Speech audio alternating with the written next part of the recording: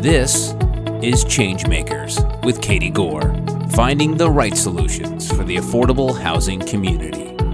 I'm back with Changemaker Carol Jones-Gilbert, CEO of the Palm Beach County Housing Authority. Carol's remarkable journey from facing homelessness to spearheading innovative, affordable housing solutions has truly been inspiring. Carol, you've given us a glimpse into your shipping container housing project. And now looking beyond that, what's your vision for expanding affordable housing in Palm Beach County? Can you share some insights on other initiatives and strategies you've considered to increase the housing supply? Well, I'm envisioning, in Palm Beach County, we're landlocked. There's not a lot of land, and so how do we leverage what we have? We have, public housing units that are 76 units sitting on 11 acres. Is there an opportunity to increase density on the land that we already own? How do we leverage the assets that we have to acquire additional units if possible? It may not always be building new units. And this was something I just heard at a roundtable. Maybe it's acquisition. It's not development. Maybe it's acquiring units and using them for affordable purposes. And so I think we have to be, like I said, really creative in how we expand that portfolio, because it's not always going to be, if there's no land, it's very hard to develop where you're laying poor, so we're looking at how do we use our existing assets? How do we leverage those? But then is it acquisition? How do we acquire more units? How do we manage more affordable units for other providers? Where we can apply the concepts that we use in dealing with our families to other projects. How do we partner? Let's talk about another obstacle, property insurance costs for your specific region and several across the nation. This has been a significant challenge for housing authorities. How is this impacting you? And are there even ways to manage those costs? That is a significant challenge for us. I can tell you that we have seen a 74% increase in our property insurance. It's funny. I was just saying at our board meeting the other day that I walk around with our insurance cost on my phone so that if I run into any, government officials, I could share the challenge that this is bringing. I think 5 years ago, we were at 120,000. We just signed up our insurance this year for over 800,000. Pretty soon, I'm just paying property insurance. I told HUD when I went to the Southeast Regional Network, I've got to be able to pay staff. I've got to be able to have people to manage these properties. And the property insurance is just astronomical. And so, when you see a 74% increase, that's significant. And so we're looking at, I know HUD has looked at, I was just looking at HUD having a housing insurance summit, and, they're having in July. And I'm like, we will be there to talk about the rising insurance costs. They're looking at how do we applied for the waiver of our operating subsidy, because we've got to have increased funding to deal with these increased costs. And it's not just Texas, Florida, Louisiana. You're seeing more and more Oklahoma, Iowa. I mean, this is starting to impact several states, not just your coastal regions. So HUD has also talked about looking at some of these insurance collaboratives, even with their participation in like the Federal Home Loan Bank. So this is going to be an issue that I think the industry is going to have to rally and take apart to determine how this moves forward, because the current pace is not sustainable for housing authorities. It's not. And the other impact that I think was lost on me until I was reading the article is that that's what's helping contribute to these high rent costs. Because as the private landlords, their property insurance goes up, well, of course, the rent goes up. They've got to cover their increases in property. So that affects our voucher holders and their ability to find units that fall within the payment standard. Landlords are not going to eat that cost. They have to pass that on. Right. You bring up a good point, because a lot of the multifamily owners as well they're in these same regions that you guys are, and they're experiencing the same thing. So it is not something just for housing authorities. You're right, the private landlords are also experiencing this as well. Yeah, and it has a ripple effect. It affects us all. I mean, we have people here. I have employees that are like, I can't afford my property insurance on my home, And so I have one, she's like, I own my home. I'm electing just not to have property insurance. I'll just have to deal with it if an emergency comes. She said, because I just cannot afford the property insurance, And so those are very real choices that people are having to make every day. So it's impacting people, not just the renters, the homeowners, the landlords, the housing authorities. It has impacted us all. Well, what other policy changes we're talking about insurance here, but I'm sure you've got some ideas on other policy changes that you would like to see that could benefit Palm Beach County specifically, or even just the industry in general. Do you have a wish list of policy changes? Well, HUD granted some of them recently. One of them was the delay in the HIP. Nice. Yeah. Oh, just the further delays because it's a challenging environment still. I've spoken with several housing authority CEOs, and they're like, we're still recovering from COVID. We've got incomplete recertifications. We had massive turnover. I know in 3 years in one of my departments, I had a 274% turnover. That creates, complications because you've got errors and things you have to correct and things that weren't done. So HUD has granted some of my wish list just in, hearing us when we said we're struggling to keep up with all these changes, the Inspire, the HOTMA, the HIP, the new 5A. It's just like I'm being bombarded from all sides. I'm struggling here because, you've got to get your staff trained on all that. And you've got to get them trained not just on the programs, but you got to get them trained on how to do it in the software. And so it's double training. And so that's been some of my wish lists actually granted, is just giving us time to better prepare for all the changes. One program that is near and dear to my heart is the foster youth voucher. I love that program. We were the first housing authority in the state of Florida to get FYI vouchers, and we continued to request them, over and over again. I think that is probably one of the best programs that HUD has come out with in recent years. And just now, one of the things that I told her, it'd be nice to have some supportive service dollars to go with those FYI vouchers, similar to the EHV, similar to the mainstream, because it is case management and there are services that we need to provide to these youth. So having some supportive service dollars for the FYI vouchers is on my wish list. Not to put you on the spot, but you do have the microphone right now. What is your theory on supportive service dollars for housing authorities? Do you think supportive services has to be at the table and funded? Absolutely believe supportive services have to be at the table and funded. It cannot be an unfunded mandate, because how can you do it well if you're not receiving adequate funding to do it?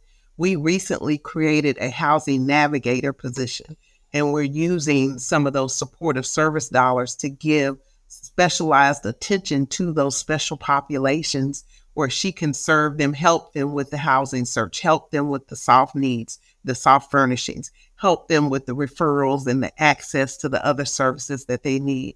And we've seen that that's helping, but I would love to be able to do that on a grander scale, not just have one housing navigator, because even if you're not a special, purpose voucher, our families need support.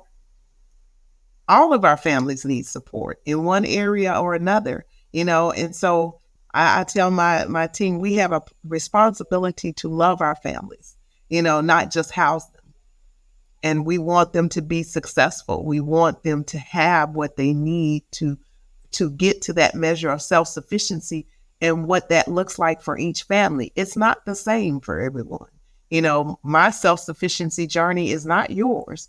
And so how do we help our families get to that level of self-sufficiency that's tailored to their family. Tell us about some success stories of residents, if you can. Yes, one of the first things I did coming to Palm Beach County Housing Authority, so I can't even take credit for this, but still was an awesome moment for me, was we graduated a woman from our FSS program. And she had come into the program as zero income. And by the time she graduated, she was zero HAP. How do you go from zero income to zero HAP? And she was like, I no longer need the program. She took her escrow check and she bought a house in an affordable county, not here in Palm Beach County because she couldn't afford a house in Palm Beach County, but she bought a house in a neighboring county that was affordable to her. And I'm just like, to be able to see someone's journey start from zero income to zero HAP is amazing to me, that we were able to assist someone in going along that path. I stand by FSS and the program and its ability to really empower people. We have made a concentrated effort here to apply for any type of service programs. We have a Jobs Plus, we have a Youth Build, we have a Ross, we have Family Self-Sufficiency.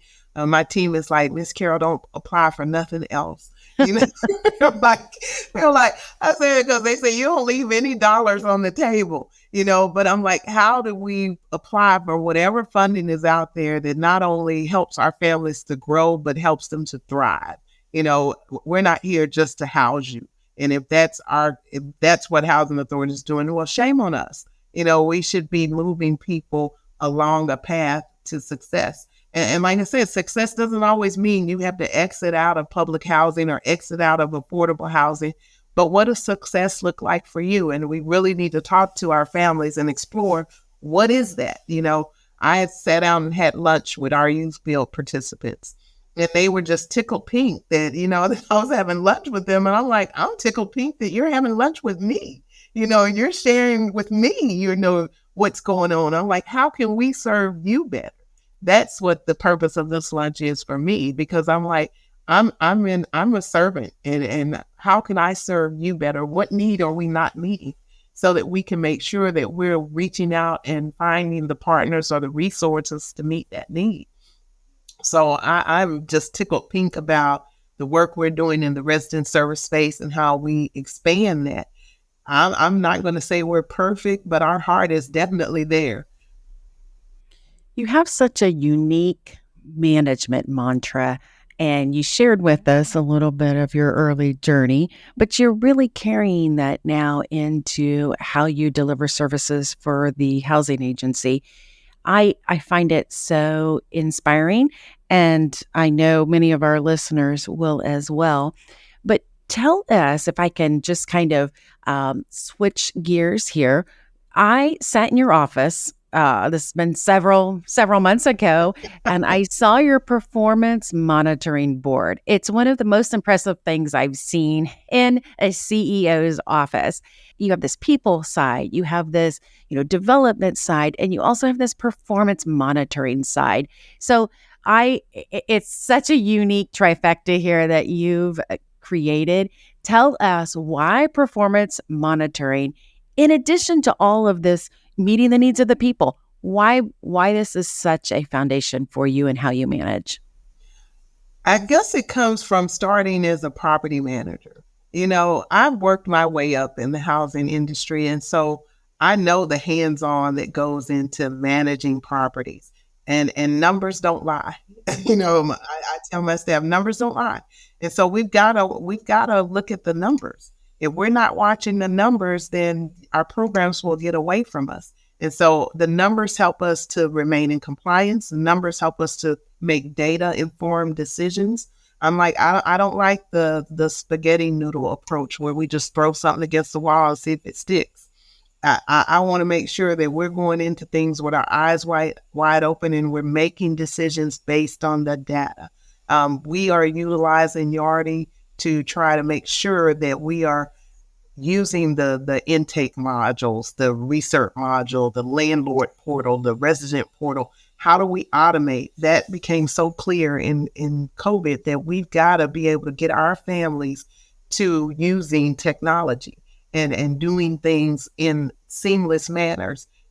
We brought on a project-based voucher site of 195 seniors, and they were like, we don't have email. We're not getting email. We don't like this. We're not going to do it. And I'm like, yes, you are. And I shared with them the story of my mother got her bachelor's at 67 years old, and she went online, and so I'm like, it can be done. Seniors can do this. She went back and got her master's at 70. I'm like, I believe in the power of senior citizens.